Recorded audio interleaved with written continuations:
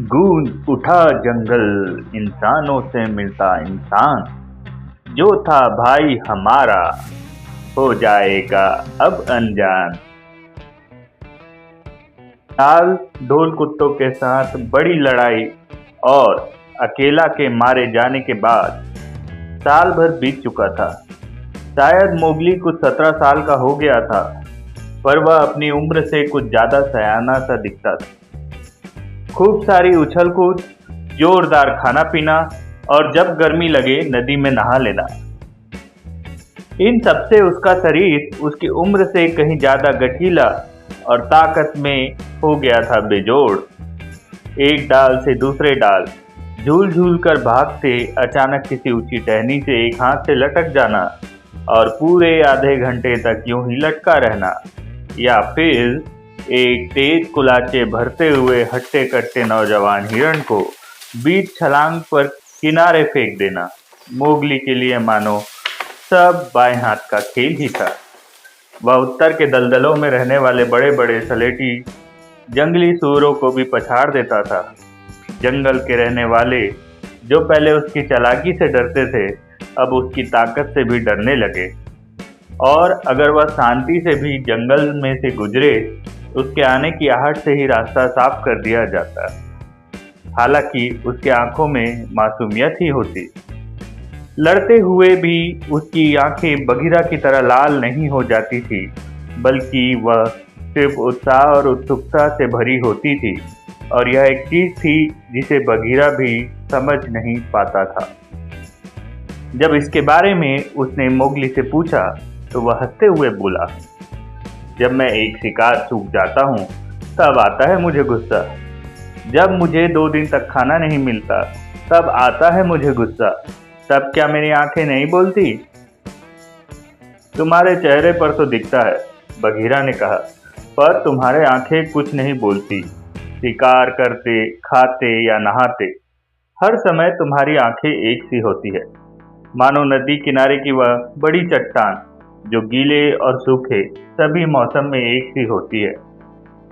Bagheera ने अपनी बड़ी बड़ी आंखों से उसे देखा और हमेशा की तरह बगीरा का सिर झुक गया। बगीरा जानता था कि मास्टर कौन है। वे वैनगंगा के दृश्य देखते हुए इसके किनारे एक पहाड़ी पर कुछ ऊपर लेटे थे, और सुबह की धूंध उनके नीचे सफेद और हरी पट्टियों सी बनाकर लटकी हुई थी। जैसे जैसे सूरज चढ़ने लगा, ये सफेदी चमकीले लाल सुनहरे चादरों में बदल गया, जिससे छन कर आती सुबह की किरणें उस सूखी हुई घास पर पड़ रही थी जहां मोगली बगीरा के साथ बैठा था। ठंड के आखिर के दिन थे। पत्ते और पेड़ कुछ सूने सूने, कुछ रूखे सूखे से लग रहे थे, और जब भी हवा चलती, सूखे पत्तों की सरसराहट सारे जंगल में गूंज सी जाती। टहनी पर एक छोटा सा पत्ता फड़फड़ा रहा था, मानो लड़ झगड़ कर किसी तरह से अलग हो सके। बगीरा का ध्यान इस पर गया, और उसने सुबह की ताजी हवा को एक गहरी धीमी गुर्राहट के साथ सूंघते हुए पिछले पंजों पर अपने शरीर को खींचते हुए हिलते हुए पत्ते को अगले पंजे से छुआ। साल बदल रहा है, उसने कहा। जंगल आगे बढ़ रहा है, नई बसंत का समय आ गया, उस पत्ते को भी पता है। बहुत अच्छी बात है। अभी तो घास भी सूखी है, मोगली ने एक तिनका उखाड़ते हुए कहा। कलिहारी की आंखें भी नहीं खुली है, और हमारे ब्लैक पैंथर बगीरा किसी छोटे से बिल्ली के बच्चे की तरह पीठ पर लेट अटखेलियां खेल रहे हैं। क्या तुम्हारे जैसे महान शिकारी को यह शोभा दे रहा है? ओ, बगीरा ने कहा। शायद वह किसी दूसरी चीजों के बारे में सोच रहा था। सुनो बगीरा, चिल्लाना और गुर्राना, मिट्टी में लौटना, क्या यह सब महान ब्लैक पैंथर बगीरा के लिए सही है? याद रखो, हम हैं जंगल के राजा। हम, तुम और मैं। बिल्कुल हाँ, मैंने सुना इंसानी बच्चे। बगीरा हड़बड़ाकर उठा और पेट पर बैठ गया। उसके ठंड से खुरदुरी हो रखी खाल पर धूल सी जम रखी थी। जंगल के राजा, वे तो हम हैं, जंगल के राजा। सचमुच? कौन है मेरे मोगली सा बलवान सारे जंगल में? कौन है इतना सयाना?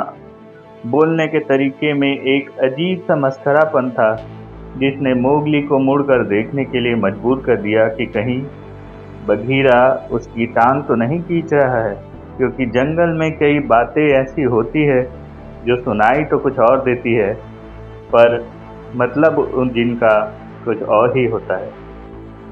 मैंने कहा, हम बिना किसी शक इस जंगल के राजा हैं, बघीरा ने जोर देके कहा। पर क्या मुझसे कोई गलती हुई है? मुझे नहीं पता था कि मेरे छोटे इंसानी भेड़िए को जंगल पर लेटना पसंद नहीं है। तो क्या अब तुम उड़ने लगे हो मोगली? मोगली अपने घुटनों पर कोहनियां मोड़ दिन की रोशनी में घाटी की दूसरी तरफ देखने लगा। कहीं दूर जंगल में एक खुरदुरी दबी से आवाज में अपने बसंत गीत की पहले कुछ नोट्स गाने की कोशिश कर रहा था। जो मधुर मीठी आवाज वह आने वाले दिनों में सुनने वाला था, उसकी यह परछाई भी नहीं थी। पर बघीरा बड़े ध्यान से इसे सुनने लगा। मैं बोल रहा हूँ, नई बातों का वक्त आ गया है, पूंछ हिलाते हुए बघीरा गुर्राया। मोगली ने उत्तर दिया। बघीरा, तुम कांप क्यों रहे हो? मौसम तो गर्म ही है। वह है फोड़वा, चित बड़ा कठफोड़वा, बघीरा बोला। वह भूला नहीं है, अब मुझे भी अपना गाना याद करना होगा। और वो अपने आप में ही घुरघुराने और गुनगुनाने लगा और बार बार अपनी आवाज पर नाराजगी दोहराता रहा।